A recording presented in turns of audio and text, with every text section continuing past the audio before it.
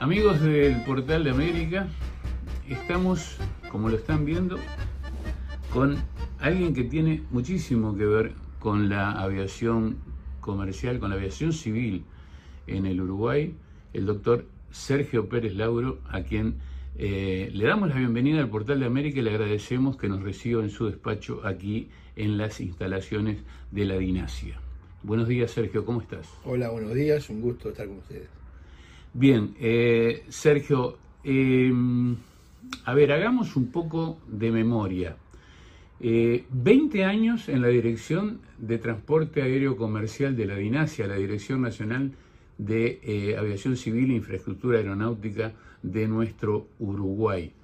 Actualmente, asesor de esta propia Dinasia, contratado por la OASI, nada menos que por la Organización Internacional de Aviación Civil. ¿Estoy en lo correcto? Correcto. Bien. Hagamos una introducción para la gente que del sector, que no tiene por qué estar siempre sabiendo todo lo que pasa, pero también a mucha gente que nos ve y que nos sigue en el Portal de América, que no es precisamente profesional, pero que le interesan los temas, y fundamentalmente en esta época que estamos en plena ebullición política y con declaraciones todos los días. Si alguien le pregunta a cualquier eventual operador aeronáutico del exterior por qué no prueba con Uruguay, lo primero que va a decir es, porque en Uruguay es dificilísimo. Uruguay, hacer los trámites lleva demasiada cantidad de tiempo, no es redituable, tanto tiempo perdido, no hay mercado, es decir, hay un montón de aseveraciones que son prácticamente de otra época. Claro. ¿Estoy equivocado? No, es así. En realidad tenemos una especie de mala prensa con respecto al Uruguay, que no es así. Digo, es más, a lo largo de estos años hemos legislado tratando de quitar obstáculos para lograr que algún inversor extranjero pueda constituirse en una empresa nacional y explotar la infinidad de derechos de tráfico que tiene el Uruguay, que son muy buenos. ¿Es cosa del pasado entonces que demora mucho? No, sí, es cosa del pasado. Le demora lo que demora cualquier empresa en cualquier parte del mundo, porque digo, la normativa se ha estandarizado, lo mismo que exige el Uruguay lo exigen todos los estados, en el tema técnico.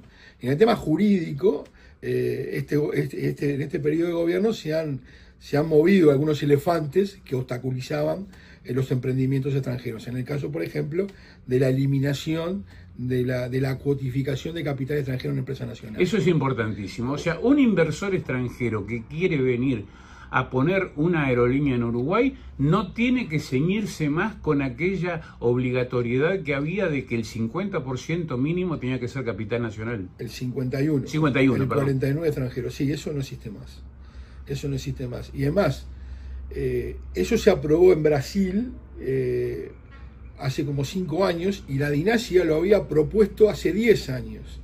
Y nos llevó un tiempo tratar de convencer a los gobiernos, diferentes gobiernos que han pasado, y por suerte en este periodo pudimos sacar el decreto que eliminamos la cuotificación de capital extranjero. Se elimina la cuotificación de capital extranjero y se eliminan las garantías. Exactamente, ese era otro obstáculo, que cualquier emprendimiento, tanto nacional como extranjera, la extranjera se multiplicaba por 3 la cuota de la garantía, tenía que constituir una garantía con un aval bancario, estaba establecido hasta la forma, depositando dinero en efectivo en el Banco República, lo cual era una locura, porque eran como $150.000 que un empresario tenía que inmovilizar. Que están muertos ahí. Exactamente. ¿Para garantizar qué? Bueno, en ese caso era garantizar el cobro de eventuales multas.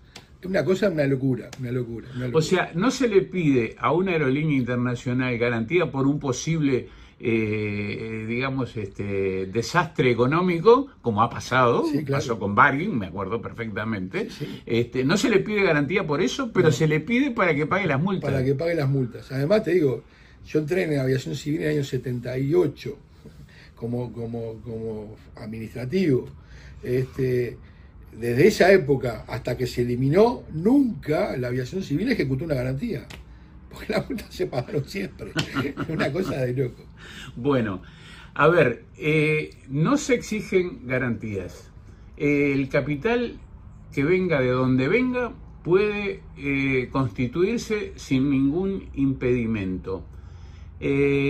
Uruguay tiene convenios bilaterales prácticamente con todo el mundo. Tiene vigente un convenio con la República Argentina por el cual dispone de 60 frecuencias semanales de puente aéreo. No, ahora no. En julio de este año firmamos un acuerdo de cielos abiertos con Argentina. Ah, claro. Ya no hay limitación. No hay limitación, puede poner todas las frecuencias que quiera. Todas las frecuencias que quiera, Bueno, todas las partes. Precisamente, quería llegar a eso. Y ahora tenemos los cielos abiertos, con Argentina. Chile no hay ningún problema tampoco. Paraguay no tiene ningún problema. Brasil menos. A Brasil todo lo que se le pide. Brasil, la única restricción que tenemos con Brasil es cabotaje. Los brasileños no dan cabotaje. Los argentinos sí nos dieron cabotaje. Claro. Y los chilenos también, y los paraguayos también. Digamos que cabotaje es hacer vuelos internos en cada uno de los países. Exacto. Recordamos, Sergio, que en la época de Campiani le fracasó aquel vuelo a Trelew. Yo tenía la valija pronta, nos íbamos, el viernes me cancelaron el viaje, nos íbamos el sábado al vuelo inaugural a Trelew, sí, que combinaba con el que venía de San Pablo. Llegaba el bombardier de Pluna de San Pablo a Carrasco y embarcaba para Trelew. O sea, había conseguido la entrada a la Patagonia Argentina y de un día para el otro el kirchnerismo se la bochó. Exacto. El vuelo a Bariloche pasó también lo mismo. Estaba vendido, los vuelos a Bariloche estaban vendidos. Y una cosa tuvo que llevar a los pasajeros hasta Aeroparque y de ahí los transportó Aerolíneas a Bariloche. Una locura, la verdad, una locura. Recordábamos, y nunca está de más repasarlo, antes de abrir la cámara con el doctor Pérez Lauro, aquel periodo fatídico del precierre de Pluna, que había tenido las 7 calamidades, ¿no? Sí. Es decir, el volcán Puyehue con las cenizas, el terremoto de Chile, la gripe aviar, el valor del petróleo. El valor del petróleo, o sea, veníamos con los ecos de la crisis subprime y la regionalización de Aeroparque, que mucha gente, el otro día me preguntaban qué fue eso. La clave del éxito del despegue de la Pluna de Lidgate había sido la utilización de Carrasco como un hub, claro, para meterse entre Argentina y Brasil. Sí, sí. Y el gobierno de Cristina Fernández decreta la regionalización de Aeroparque, por la cual la única aerolínea extranjera que operaba en Aeroparque era Pluna, y ahí pasaron a operar las que quisieran. Exacto. Sí, fue así. La verdad, esa época de Pluna fue una época de esplendor de la aviación comercial uruguaya. Fue una fatalidad, una infamia lo que sucedió. ¿Estás de acuerdo conmigo que fue la mejor Pluna de la historia? Ah, sí, sin duda, sin duda. ¿Esa fue la que cerró el gobierno de Mujica? Sí, sin duda fue la mejor Pluna de la historia. La verdad, una lástima que haya sucedido eso. Nunca más, bueno, hasta el día de hoy nos hemos recuperado a nivel de tráfico de aquella época. Lleguemos al día de hoy, Sergio. El otro día yo anunciaba, por una entrevista que me hicieron en la televisión uruguaya, que Aerolíneas Argentinas era el único operador que iba a llegar a Laguna del Sauce en enero con 18 o 19 frecuencias semanales. No sabemos si Aerolíneas Argentinas llega a enero, ¿no? Es decir, está complicado. Está complicada la cosa. Está complicado, es una pena también. Pero bueno. Es una pena por donde se lo mire. Sí, sin duda. Por el hermano país, por la gente del hermano país que necesita imperiosamente una aerolínea de cabotaje, llámese como se llame y tenga el formato que tenga, pero Argentina necesita, o sea, para que tengamos una idea, Aerolíneas Argentina tiene 35 aviones destinados a vuelos de cabotaje, o sea, si será importante el tráfico interno, pero aparentemente está muy complicada la cosa. Y nosotros, una vez más, llueve y estamos con un tenedor en la mano. O sea, no tenemos aerolínea que pueda usufructuar esas rutas, ¿no? No, por eso es imperioso, necesario, hasta imprescindible, como decía Benedetti en un poema, no lo decía con respecto a las aerolíneas, lo decía por otro tema, tener una línea de bandera, o con bandera uruguaya. Porque además... Me alegro que llegó el mensaje, con bandera. Con bandera, sí. Lo estoy usando desde que me convenciste. Porque yo bueno, en las leyes de funcionamiento de Pluna decía que Pluna era el instrumento elegido. Nosotros necesitamos una línea aérea nacional que sea el instrumento elegido, más ahora que tenemos el Sistema Nacional de Aeropuertos. Los aeropuertos son fantásticos. El otro día tuvimos la oportunidad de ir a Melo en la inauguración. Pero los aeropuertos son bárbaros si tienen líneas aéreas, si tienen aviones. Entonces necesitamos una línea de referencia que pueda explotar esos derechos de cabotaje con puntos internacionales, puede ser Montevideo, Salto, Buenos Aires, Montevideo, Rivera, Porto Alegre, y es necesario, es una cosa que hace al desarrollo de la aviación. Y en este caso que tú bien expresás, el caso de Aerolíneas Argentinas, para una temporada turística que es muy importante para el Uruguay por todo lo que significa, que se nos caiga Aerolíneas Argentinas con la cantidad de frecuencia que Aerolíneas Argentinas vuela en temporada alta a Punta del Este, es una fatalidad. Es una fatalidad. Entonces digo, ¿cómo nosotros, como el Uruguay, no tiene una política de acercamiento? Ya jurídicamente hemos hecho los instrumentos. Estamos ahora trabajando en un nuevo decreto para tratar de delinear la política aerocomercial del Uruguay. Estamos en proceso, en vías de, con la gente del aeropuerto, con la gente de acá de Ignacia,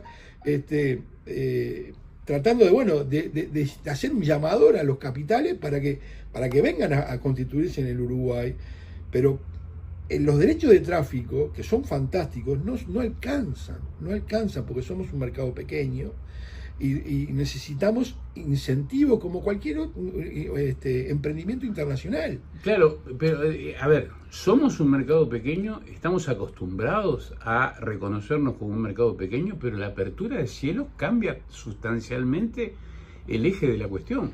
Sí, pero además de eso, está bien, la apertura de los cielos, ¿qué significa? La apertura de los derechos de tráfico. Sí. Que el Uruguay, solo con los 3 millones y medio no alcanza, va a tener que obtener pasajeros en el exterior. Eso pasó siempre. Pluna Madrid volaba con pasajeros argentinos y brasileños. Pero es que ahora lo puede hacer. Ahora lo puede hacer más que nunca. Jurídicamente. Antes era una cosa solapada porque los acuerdos no lo permitían. Ahora sí lo permiten. Pero además, Copa Airlines está volando con más del 90% de ocupación en sus 3 vuelos diarios. Sí, sí. Iberia y Air Europa tienen un porcentaje de ocupación tremendo también, que son LATAM Airlines, por algo tiene toda la operación que tiene con Uruguay. Claro. O sea, hay espacio, hay lugar. Tenemos una gran carencia con Estados Unidos. Wow. ¿Qué tema el de American Airlines? ¿Cómo es legalmente? ¿Cómo puede ser que una aerolínea se dé el lujo de elegir? O sea, las demás aerolíneas se tienen que bancar todo el año operando, le vaya bien o le vaya mal. Y American Airlines, ¿cuál es el motivo por el cual elige volar solamente en verano? Bueno, con respecto a específicamente a American Airlines, nosotros tenemos un criterio de que Estados Unidos está violando el acuerdo bilateral. Porque el acuerdo bilateral que tiene con Uruguay establece vuelos regulares y no regulares. No prevé los vuelos regulares estacionales, que es lo que está haciendo American Airlines, que vuela desde noviembre a marzo y después no vuela más. Pero bueno, nosotros hemos planteado en la Junta la necesidad de ir a una reunión bilateral con la autoridad náutica americana para decirle que bueno, que esta situación se torna intolerable. Está bien, surgió con el tema del COVID, pero después se naturalizó y la verdad que eso está violando el acuerdo bilateral. O se cambia el acuerdo bilateral o van a tener que avenirse. Pueden bajar frecuencias en baja temporada, pero no suspender totalmente los vuelos como están haciendo. Eso es un tema que la autoridad aeronáutica de los Estados Unidos, que es de hecho la autoridad aeronáutica mundial, porque todo el mundo se basa en lo que dice la FAA. En este caso es el DOT. Es el DOT. Claro, los derechos de tráfico los maneja el DOT. Bueno, de todas formas, viene del mismo país, sí, donde claro, se rigen la aviación internacional. y está violando un derecho que...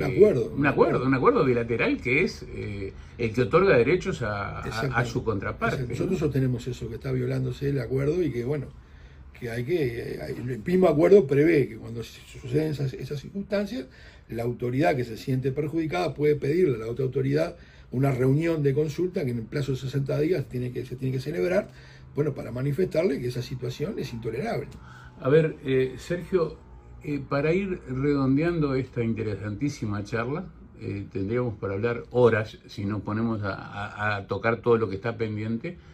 Me gustaría citar un caso que planteó un lector del portal En Redes, donde cuando yo esbozaba que no puede ser que sigamos sin tener una aerolínea de referencia, o sea que al llegar a esta posibilidad de que Aerolíneas Argentinas, por ejemplo, no venga a Laguna del Sauce, nos quedamos con el pincel en la mano. Y el lector decía que las aerolíneas no vienen porque una ANR no es rentable. Entonces ahí llegamos a un punto que yo también vengo insistiendo desde hace mucho tiempo. ¿Y por qué le llamamos Aerolínea Nacional de Referencia? Es la que tiene que tener todas las obligaciones, pero también todos los derechos, y también un seguro de contingencia para que no le vuelva a pasar lo que le pasó a Pluna justamente con las 7 calamidades, que tuvo que cerrar en 2012 como si fuera una panadería porque iba a perder 20 millones de dólares al final del año, cuando el año anterior le había generado a la economía uruguaya más de 250. Entonces, hay rutas que son muy rentables, y hay algunas que nunca se han operado que pueden llegar a ser hasta todavía más rentables, y hay otras que de pronto hay que hacerlas porque es imprescindible. Porque son el instrumento elegido. Ahí está. Porque hay que desarrollar. Porque es necesario. Entonces, ahí es cuando yo insisto en que tenemos que tener una aerolínea de referencia que sea por encima de la rentabilidad eficiente. Totalmente. ¿Es así o no es? Totalmente de acuerdo. Totalmente de acuerdo. Pero además te voy a decir una cosa. Por eso te decía hoy temprano que los derechos de tráfico, que son fantásticos, lo que tiene el Uruguay para explotar, que no los explota nadie, no alcanzan, porque Brasil, que es el país mejor conectado de Sudamérica en el tema aeronáutico, da incentivos a las compañías aéreas brasileñas con el combustible, pero unos incentivos fantásticos. Ni que hablar lo que ha hecho el gobierno argentino con Aerolíneas Argentinas. Entonces, nosotros, ¿qué es lo que pretendemos? Que venga y no le demos nada al inversor, no le aseguremos una posibilidad con el tema del acuerdo del tratado que tenemos de protección de inversiones, facilidades como lo hicimos con las papeleras, como hicimos con un montón de inversiones extranjeras que dieron mano de obra. Nosotros necesitamos tener una política de transporte en ese sentido. Tenemos que favorecer no solo el derecho de tráfico, sino además los incentivos fiscales. El problema es que la mala prensa que tiene la aviación civil, la aviación comercial en el Uruguay, demostrada contundentemente por el reciente fallo del CIADI, donde dice que la causa del cierre de Pluna se debe a la gran exposición mediática del gobierno de turno de ese momento, en el que decía que estaba todo mal, y que poco menos que Campiani era un delincuente y todas esas cosas que se dijeron. El fallo del CIADI desmiente todo eso, dice que lo que pasó por el exceso de la mediatización de las cuestiones. Entonces, ¿cómo hacemos ahora para convencer a la opinión pública, para que los políticos entiendan? Porque ese es el problema. Los políticos es como que se quemaron con leche y ven la vaca y yo. No quieren ni hablar de una aerolínea de referencia. Bueno, eso es una pena, porque realmente es verdad lo que tú decís. El Uruguay vive de espalda a la aviación comercial. Pero el día que alguien entienda la importancia que tiene la aviación en el mundo, lo que mueve la aviación, digo, ya hoy nadie se toma un barco para ir a ver al Pato Donald. Es así, es la aviación lo que mueve el mundo, lo que mueve el desarrollo. Entonces, el día que nosotros podamos hacerles entender al poder político la importancia que tiene esto, bueno, yo creo que ahí es el partido. Tenemos que jugar el partido en eso, tratar de convencer el gobierno que sea, del partido que sea, convencer que esto necesita imperiosamente una aerolínea nacional. Y esto no es ideología, No, esto es... sea el gobierno que sea, eso no es un tema. En este gobierno hemos avanzado. También avanzamos mucho en la época del ministro Rossi, con la declaración de cielos abiertos de Punta del Este. Sin ningún lugar a dudas. Pero no alcanza, tenemos que seguir empujando. Yo espero no terminar mi periodo acá en la Ignacia sin ver una aerolínea de bandera nuevamente, o con bandera. Con bandera, una aerolínea nacional de referencia. Gracias, Tocayo, por estos minutos. Y mira que demoramos en charlar, La verdad. Hace años que te estoy invitando, Bueno, sí, al final te encontré aquí en tu despacho. Gracias, Sergio. Bueno, un gusto.